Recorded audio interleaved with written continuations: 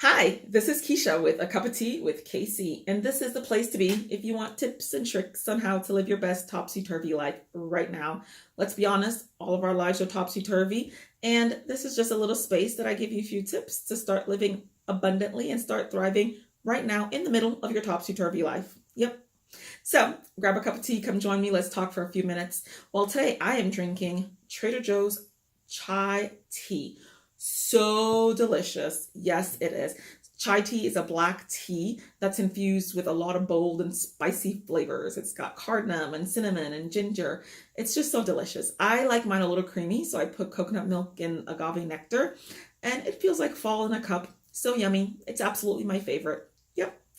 So today I want to talk about personalities. I love talking about personalities because I believe that personalities are such an important and fundamental building block on the way we know and interact with ourselves and others. And I think it's so amazing. So I love talking about personalities. So what is a personality?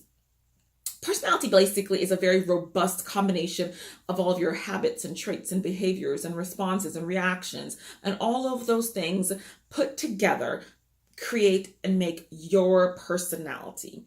And your personality is based on a number of things: the way you were socialized, your childhood, your exposure, your experiences, and your genetics. So your personality is very individual to who you are, even though there are a number of personality assessments that do a very good job in grouping people together based on their traits. And there are a number of assessments out there. There's the Myers-Briggs, there's the color code, there's the Big Five theory, there's the four tendencies, there are enneagrams, there's a lot of different ones out there. And if you haven't taken a personality assessment, I recommend that you do.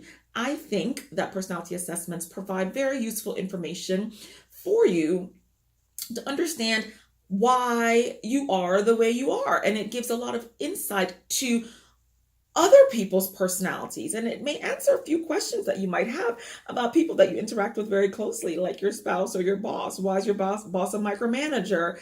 And why do you work better in large groups as opposed to by yourself?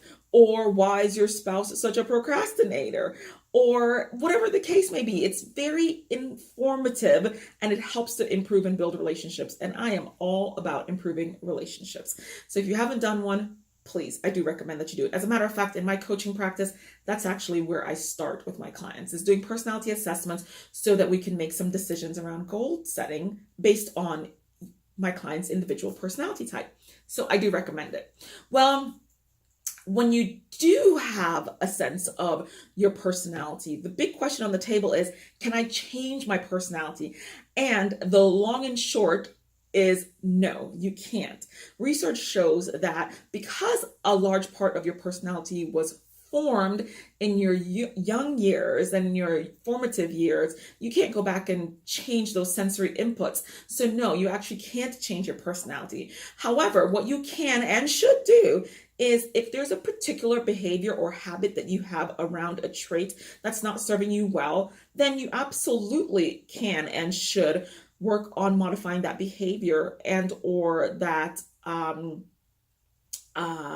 tendency around that trait. So I'll give you an example. Based on my personality type, I am naturally an unorganized person.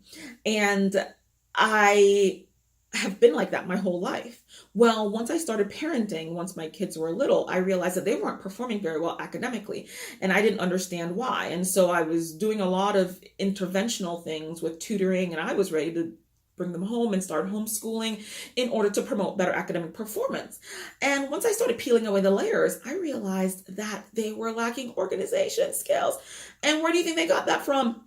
Their mama. So in that moment, I made a cognitive decision that I needed to modify some of my behaviors and traits around that personality trait of mine of unorganization in order to model better organization skills for my kids. And so it was very uncomfortable, but I had to do it. And it's kind of like using your less dominant hand, and it's uncomfortable and it's not even legible, but eventually it feels a little bit more organic and it starts feeling a little bit more natural and you become ambidextrous. And so today, if you met me, you wouldn't know that my natural tendency is to be an unorganized person, because up to this day, I still actually work very diligently on keeping and becoming and being very organized. So absolutely, yes, you should and could. However, by and large, your personality doesn't change. So, my encouragement for you today is to be your best self. Recognize that you are absolutely amazing the way you are. And if there is certain behaviors that you get a lot of criticism around, or you find that is not serving you well, in order to be your best self, you can create modifications around those behavior and habits in order to incorporate better interpersonal skills in your relationships, both professional and personal. However, you can't change your entire personality, but if you need to change those behaviors, please hold yourself responsible and accountable to do that in order to be your best self in relationships and live your best topsy-turvy life.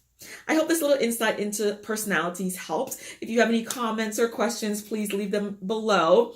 Don't forget to like, comment, subscribe, and importantly, share this video with your friends. And until next time, I look forward to talking to you. My name is Keisha with A Cup of Tea with KC.